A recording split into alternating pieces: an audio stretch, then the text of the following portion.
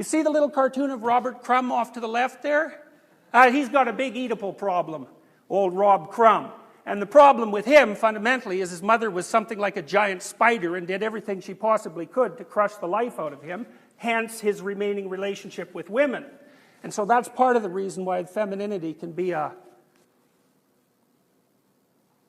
something that turns you to stone. It's an experience that many men are familiar with, by the way, because the average man is rejected far more often than he's accepted. And since women are the gateway to reproduction, they constitute nature itself. And nature itself tells most men, you should go home and stay under your bed.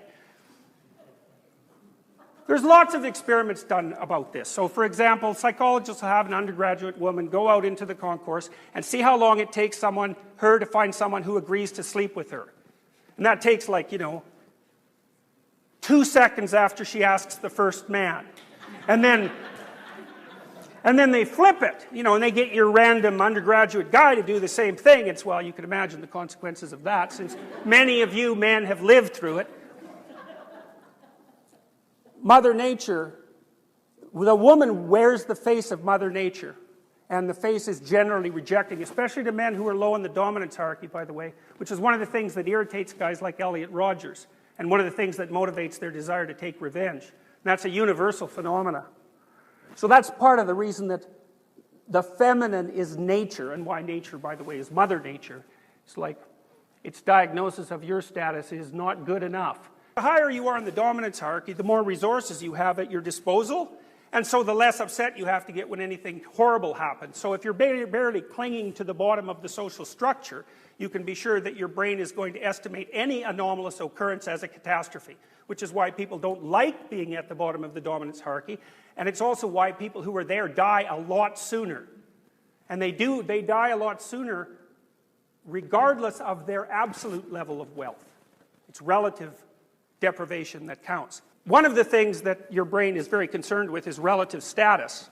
That's wired in, by the way, which is partly why relative poverty is often such a social problem. People hate being low in status, especially men. Well, the male status hierarchy is a bit different than women, and women are pretty sensitive to status too, but they use different markers. Anyways, part of what happens when your status goes up is that your brain serotonin levels go up, and when your brain serotonin levels go up, you're less irritable, and you experience less negative emotion per unit of uncertainty or threat. And so when you demean someone and you interfere with, and you lower their presumed status as far as a very primordial circuit is concerned, you alter the system that regulates their emotions, and they hate that. People hate that more than anything, and it's an unbelievably archaic circuit. You can kind of tell this because depressed people basically act like they're low status, and depressed people are depressed about everything. Now, it's not easy to be depressed about everything, right? And so the fact that that's the case means that what's ever gone astray has to be very primordial because it affects everything. Anyways, people often use antidepressants to cure depression, hence their name. And antidepressants decrease the rate at which serotonin is taken back up by the neurons that produce it. Well, 300 million years ago, crustaceans emerged. And crustaceans live in dominance hierarchies, even though they're not particularly social. And if one lobster fights with another and gets defeated, then he won't fight with another lobster even when he beat for 20 minutes, unless you give him antidepressants, in which case he'll fight again right away. The reason I'm telling you this is because the status structure that underlies your being, not just your brain, but your being, is so old you share it with crustaceans. So you mess with it at your peril. It's not learned, by no means. So anyways, you wander around inside one of these little frames, going from point A to point B all the time. And one of the annoying things about life, and this is sort of the Sisyphus story, is that as soon as you climb from point A to point B, and you get there, then there's another point A and another point B. And that's kind of interesting too, because one of the things it suggests is that getting somewhere isn't really what people want, because as soon as you get somewhere, then you're done going there, and then you have to get somewhere else. So in some sense, it seems it's an accomplishment. In another sense, it's just the next rock up the mountain. Now you all know this because you graduated from university and that was a good day, but the next day you weren't a university student, you were some unemployed loser. And that's that sets up a whole new set of problems, right? I mean, that's how the frame shifts. And when the frame shifts like that, then the value of everything shifts around it. So it turns out that people are actually more interested in getting from point A to point B than they are in actually being at point B. And almost all of the positive emotion that you feel, which is related to dopaminergic circuitry, by the way, you experience in relationship to the pursuit of a valued goal rather than to the attainment of the goal. The attainment of the goal actually satisfies you, or more specifically, it satisfies that motivational circuit, but then the damn thing just shuts off and another one starts yelling at you. So it's like a perverse form of victory. So one answer to that that's universal in some sense is that you should establish a relationship with a transcendent value, because it never runs out of motivational power. And as soon as things fall apart, which they always do, you're in chaos, and as soon as you're in chaos, then your body defaults to emergency preparation and you're stressed, and if you're stressed long enough, then you die. And so you don't like that. Stress, when your body gets stressed, what happens is, because it doesn't really know what's going on, it prepares for everything. That's the generalized stress response. Cortisol production does that. Cortisol production is good, it wakes you up in the morning, but if it's chronic, you get old.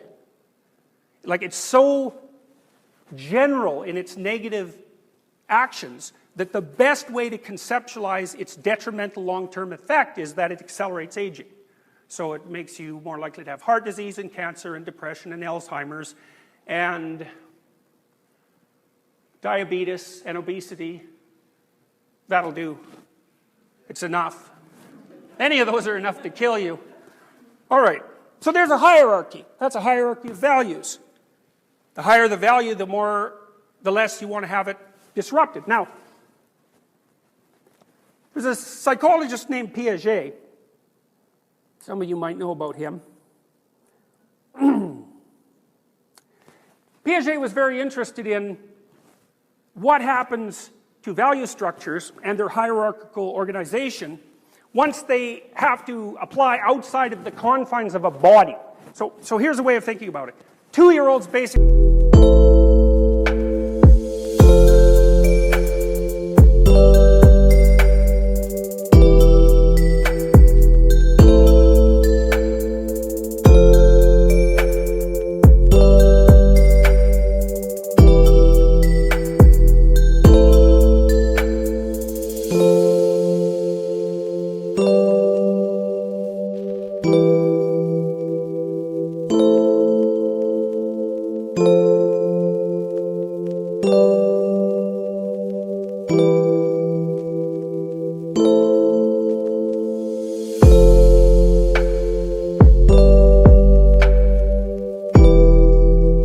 hypothalamic. That's why they're so much fun. First they're happy, then they're sad, then they're hungry, then they're tired. They just zip from one pretty straightforward and rather awe-inspiring motivational state to another. But at 2, they can't play. They can play by themselves, but they can't play with other children. They can't get that until they're 3. And they need to get it by the time they're 3, because if they don't get it by the time they're 4, they will never get it. And then you have an antisocial kid who's going to be an outsider for his entire life, and there isn't anything you can do about it. So that has to happen between 2 and 4. So what happens at about age 3 is that the kid learns how to play a game with another person. And what that game is fundamentally the development of the ability to share a frame of reference, which is what you're doing when you play Monopoly. It's like, it's stupid to play Monopoly, obviously. Who cares if you have a whole pile of counterfeit paper, right? But it doesn't matter, because the way you're constituted is that your brain will treat anything you act like constitutes a valuable goal as if it's a valid framework of reference. And if it couldn't do that, A, you couldn't abstract, and B, you could not get along with other people. So you can sit around the table and you can say, let's pretend that Monopoly is a reasonable facsimile of reality, which you wouldn't say, but it's what you mean. And everybody says, yes, that would be amusing. And so then you set your goal, which is to get all the little hotels and all the money, and poof, your emotions go along for the ride. And what's so interesting about that is you can get everybody into the game. And so one of the things that's really interesting about people is that we can establish a shared fictional frame of reference, and it organizes all our emotions so they're predictable. That's also why we can watch movies. You go to a movie, you identify the hero. You figure out what the hero wants, poof, you're the hero. And the way that works is, you don't look at the hero and think about what he's doing and evaluate it emotionally and then feel it. What you do is you specify the hero's goal, and then you map him onto your body, and you read off the emotional responses of your own body.